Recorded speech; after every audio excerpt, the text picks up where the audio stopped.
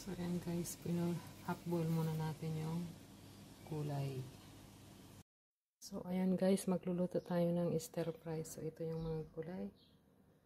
Broccoli, cauliflower, carrots, beans, mushroom, at saka bell pepper, onion, at saka garlic. Saka ito yung chicken na may marinate ko.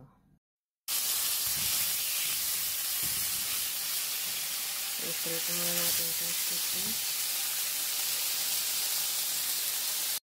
Ayan, lata. I-set aside natin. Yung bawang. Lagyan natin onion.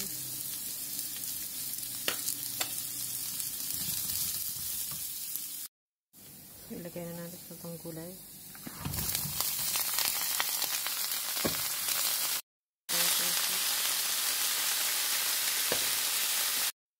Ilagay natin yung mushroom.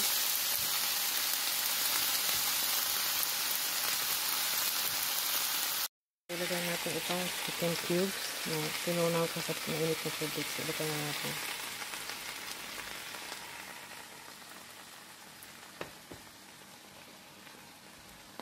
Ilagay natin ng paminta.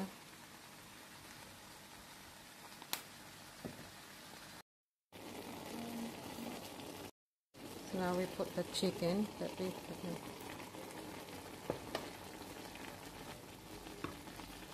put this bell pepper, the last one.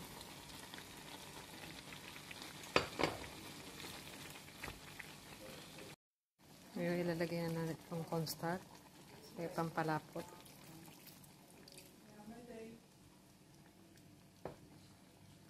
Yung manok, rice, and stir fry.